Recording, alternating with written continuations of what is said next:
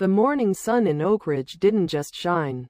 It filtered through the century-old oaks like liquid gold, settling onto the hand-polished brass of the Magnolia Brewhouse. At 74, Evelyn May Carter moved with a rhythm that matched the soft hum of the espresso machine and the faint, soulful crooning of Otis Redding playing over the speakers. She wasn't the owner. That was her niece's venture. But Evelyn was the soul of the place. She wore a crisp, white linen blouse under a charcoal gray apron, her silver hair pinned back in a neat, elegant chignon. To the regulars, Evelyn was a sanctuary. She was the retired nurse aide who knew exactly how much sugar Mr. Henderson needed for his nerves after his doctor's appointments, and the woman who kept a stash of peppermint candies for the toddlers who came in sticky-handed and wide-eyed. "Slow down, Maya," Evelyn said softly, a small, encouraging smile playing on her lips as she watched the 19-year-old barista struggle with a complex order. "The coffee tastes better when the hands making it aren't shaking. Take a breath, baby." Maya exhaled, her shoulders dropping. "Thanks, Miss Evelyn. It's 8 a.m., and the line is out the door." "They aren't just waiting for caffeine," Evelyn murmured, wiping down the mahogany counter with a practiced, circular motion. "They're waiting for a moment of peace before the world starts shouting at them. We give them that first." But the peace of Magnolia Brewhouse was about to be punctured.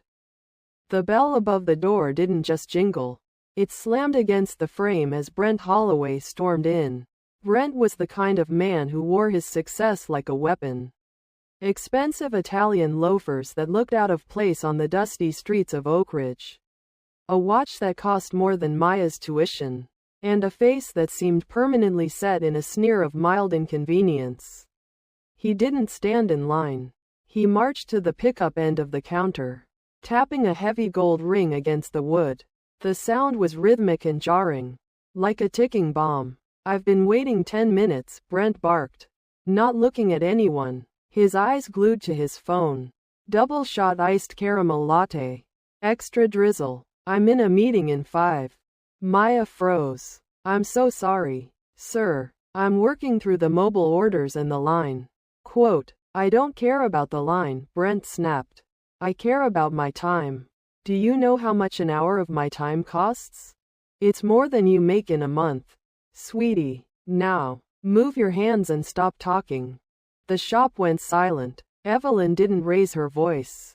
She stepped over, placing a gentle hand on Maya's arm.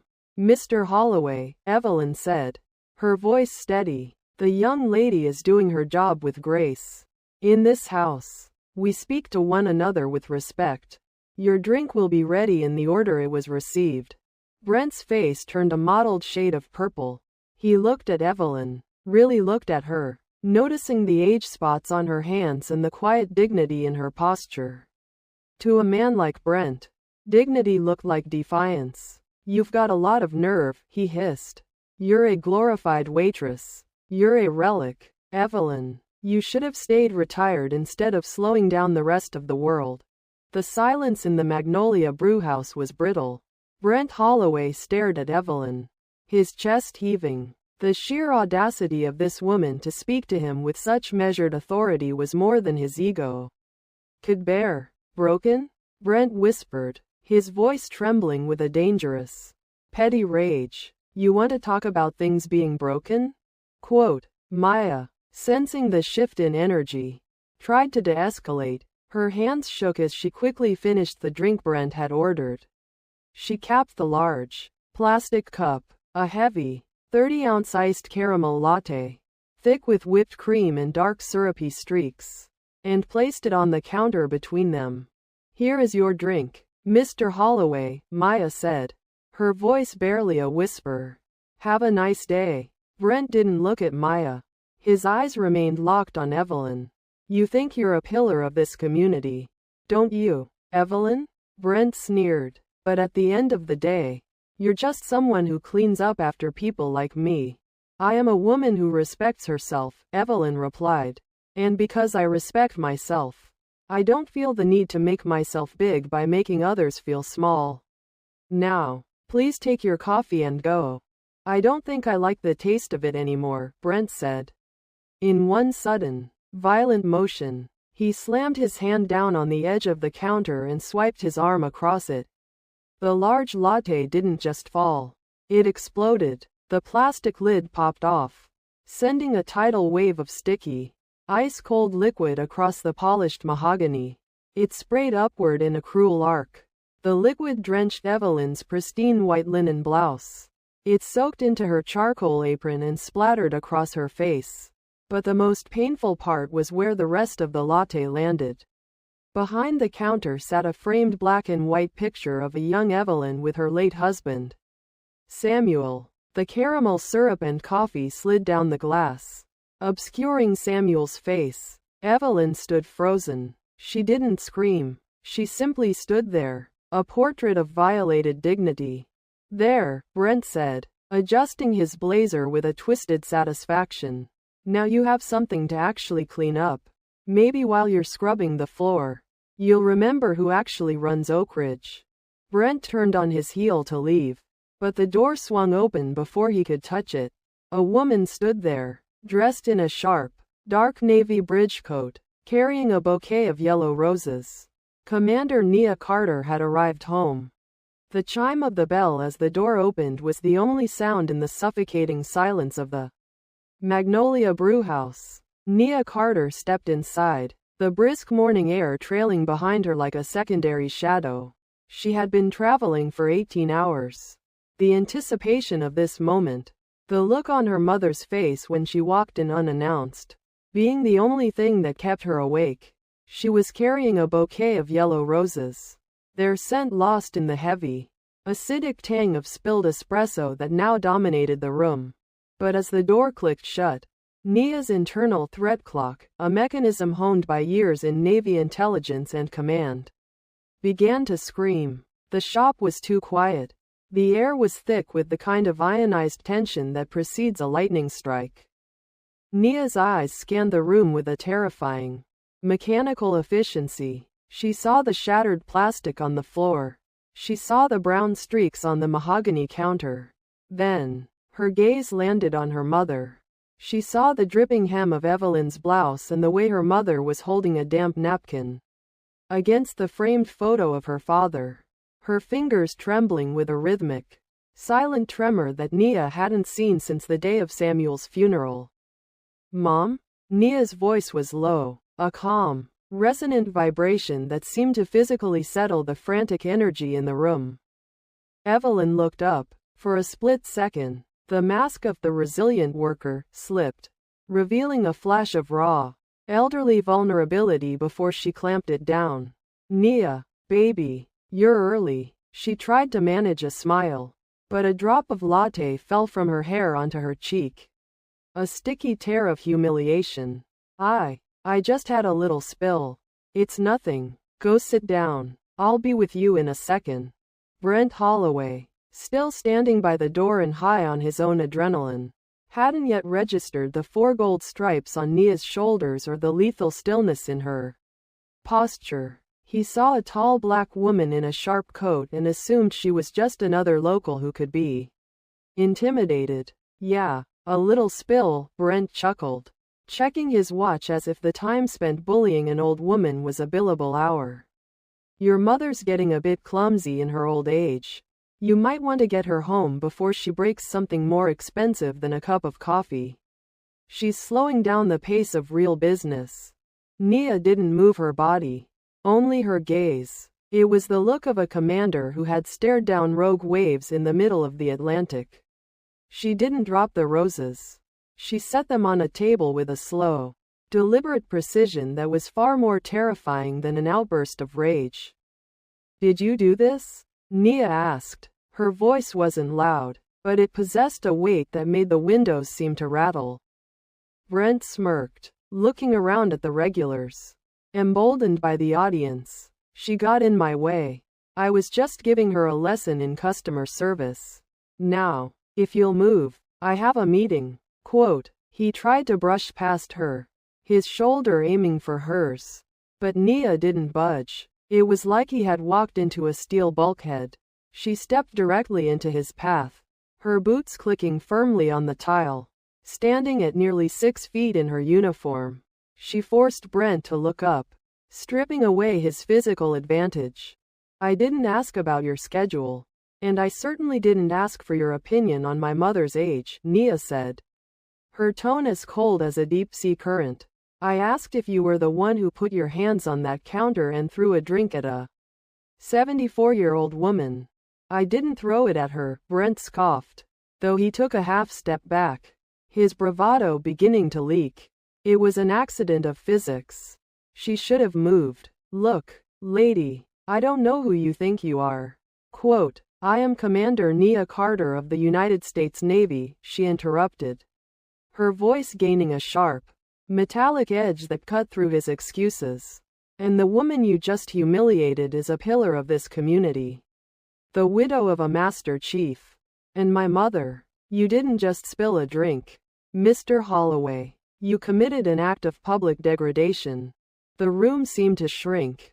Brent's smirk faltered. He looked at the ribbons on her chest. Distinguished service. Bravery in the line of duty.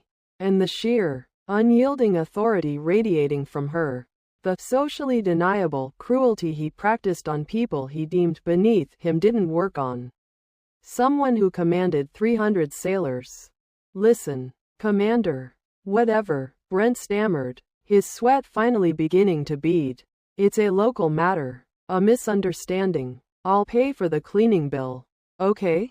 Just tell her to send me a quote. You aren't leaving, Nia said. It wasn't a request. It was an order. She turned to Maya, who was watching with wide, tearful eyes. Maya, honey, lock the front door. Mr. Henderson, you're a retired magistrate, aren't you? Quote. The old man stood up, his cane thumping the floor like a gavel. I am, Nia, and I've been recording on my phone since he started yelling. I saw the whole thing. He slammed it with intent. Good, Nia said. She looked back at Brent, who was now trapped between the locked door and a woman who handled multi-million-dollar crises for a living. There are 12 witnesses in this room. There is a security camera. In this state, that's not just a misunderstanding. That's disorderly conduct, misdemeanor assault, and destruction of private property. You made a choice to be a bully in a safe place. Now, you're going to make a choice to stand in the mess you created. She leaned in closer, her voice dropping to a dangerous whisper. Look at my mother's blouse. Brent, look at her face. You thought she was weak because she was quiet. You were wrong. Pick up the cup, Nia commanded. Brent hesitated, his face turning a sickly shade of white. What? Quote. The cup, the ice, the syrup, the mess you made, Nia said, her voice like iron. Pick it up, now, or we wait for the sheriff to do the paperwork while you sit in handcuffs in front of your neighbors. Brent Holloway looked around the Magnolia Brewhouse, his eyes darting like a trapped animal's. He looked for a friendly face, a fellow businessman, anyone who would laugh off the incident as a joke. But the faces of Oak Ridge had hardened. The regular customers, the teachers who had taught him, the mechanics who fixed his trucks, the retirees who knew his father, were now a silent jury. And Nia Carter was the judge. I'm not a janitor, Brent muttered, his voice cracking, the last vestige of his ego trying to find a foothold. He tried to look at his phone, to retreat into the digital world where he was still the boss, but Nia reached out and placed a firm finger on the device, lowering it. No, Nia said, stepping closer until she was firmly in his personal space. Today, you aren't a boss. You aren't a contractor. Today, you are a man taking responsibility for a coward's actions. You will not leave this establishment until my mother's workspace is exactly as you found it. Every drop, every shard. Brent looked at the door. Maya had already turned the heavy brass deadbolt. The click had sounded final, like the closing of a cell door. Brent, Mr. Henderson called out from his table, his voice gravelly and stern. I've known your father 40 years. He's a hard man, but he's a fair one. He built this town with calloused hands and a sense of duty. If he saw you standing over a woman like Evelyn May after doing something so low, well, I don't think he'd be worried about your meeting. He'd be worried about the man he raised. Do the right thing, boy, for once in your life. That hit home. Brent's father was the source of his money, but also the source of his deepest, most paralyzing fear. The thought of this incident reaching the elder Holloway, or worse, the local chamber of commerce, made the color drain from his face. He realized that Nia wasn't just threatening his morning. She was threatening his entire social architecture. With stiff, jerky movements, Brent walked toward the counter. He reached over and grabbed the roll of paper towels. The silence was absolute, save for the sound of his expensive loafers squeaking on the spilled coffee. He knelt. It was a visceral sight. The town's most arrogant man, who spent his days barking orders from the seat of a $70,000 truck, was now on his hands and knees on the floor of the Magnolia Brewhouse. He began to gather the dripping pieces of the plastic cup. He picked up the ice cubes one by one, his hands getting wet and cold, the caramel syrup staining his own cuffs. The counter too. Brent, Nia prompted, her arms crossed over her bridge coat, her eyes never leaving the back of his neck. And the photo. Brent reached for the framed picture of Samuel. Don't touch the photo, Evelyn's voice rang out. It wasn't angry, it was protective, a mother's instinct overriding her own shock. She stepped forward, taking a clean, dry cloth from her apron pocket. She gently took the frame from the counter before he could reach it. She looked at Brent as he crouched there, looking small and disheveled. I will tend to my husband's memory, she said softly, her voice carrying the weight of 50 years of marriage. You just tend to the mess you made today. It's the least you can do after trying to drown a dead man's face in coffee. Brent began to scrub the mahogany. He worked in silence, the arrogance stripped away, replaced by a stinging, public shame. He had to wipe away the syrup that had seeped into the grain of the wood. Every eye in the shop followed his movements. He realized then that he hadn't just spilled a drink. He had spilled his reputation. In a small town, you can survive a bad business deal, but you can rarely survive being the man who made Evelyn May Carter clean up after your tantrum. After 15 minutes of scrubbing, 15 minutes that felt like hours under the collective gaze of the town, the floor was damp but clean.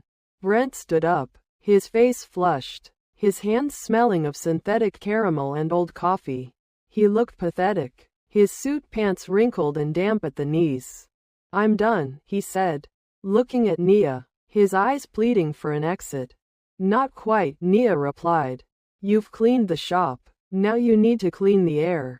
She gestured toward her mother, who was standing by the espresso machine, her silver hair still neat despite the chaos. Brent swallowed hard. The lump in his throat looked painful. He looked at Evelyn. She stood there, still in her stained blouse, her face calm and her head held high. She didn't look like a victim. She looked like a mountain that had weathered a minor breeze. Brent started, his voice thick and unpracticed in the art of humility. I'm sorry, Evelyn. I was out of line. I was stressed, and I took it out on you. I'm sorry for the mess. Truly. And for the disrespect to Maya and the people in this room? Nia added, her voice a sharp reminder. Brent glanced at Maya, who was standing behind the register, her chin tilted up for the first time that morning. Sorry, Maya, I shouldn't have spoken to you like that. Evelyn looked at him for a long, agonizing moment. The clock on the wall ticked loudly. She didn't offer a hollow, it's okay, because it wasn't. She didn't grant him an easy out that would allow him to sleep well tonight. Mr. Holloway, Evelyn said finally, I accept your apology for the mess. But your character is something only you can fix. I hope the next time you walk into a room, you realize that every person in it has a story, a struggle, and a family that loves them. You are no more important than the person serving your coffee. You are just a man. Like any other. Remember that. Can I go now? Brent asked Nia, his voice defeated and small. Nia looked at her mother. Evelyn gave a single, elegant nod. Nia stepped aside and signaled Maya to unlock the door. Brent didn't look back. He pushed through the door and practically ran to his truck, the engine roaring to life as he sped away, leaving a cloud of dust that quickly settled in the morning sun. But the story wasn't over. Not by a long shot. Nia turned to her mother. The commander, mask melting away into the face of a devoted daughter. Oh, Mom. She pulled Evelyn into a tight embrace, ignoring the coffee stains that now transferred to her own expensive navy uniform. In that hug, the strength of 2 generations of black women held the room together. I've got you, Nia whispered into her mother's ear. I've got you, and I'm not letting anyone treat you like that ever again. The shop erupted into a soft, respectful applause. But Evelyn wasn't looking at the crowd. She was looking at her daughter, pride shining brighter than any medal on Nia's chest. I know you do, baby, Evelyn whispered. I know you do. Now, let's get this apron off me. We have work to do. The afternoon following the incident at the Magnolia Brewhouse felt like a shift in the local climate. The air in Oak Ridge was no longer heavy with the tension of the morning. It was thick with a newfound, quiet reverence. The news had traveled through the town with the speed of a digital wildfire. In a town where everyone knew Evelyn May's kindness, the story of Brent Holloway's cruelty, and the commander's justice became the only topic of conversation at every dinner table and church pew. Nia didn't leave her mother's side. She stayed in the shop for the remainder of her 24-hour leave. Having traded her sharp bridge coat for a spare apron, she spent the afternoon helping Maya manage the sudden, massive surge of customers. It seemed as though every soul in Oak Ridge decided they needed a coffee at the exact same time. But people weren't just coming for caffeine. They were coming to stand in the space where dignity had won. By 2 p.m., the community bulletin board near the register was completely covered in handwritten notes, post-its, and even a few children's drawings. Asterisk, we love you, Miss Evelyn. Asterisk, thank you for your service, Commander. In and out of uniform. Asterisk, the brewhouse is the heart of Oak Ridge. The accountability Nia had set in motion didn't stop at the coffee shop door.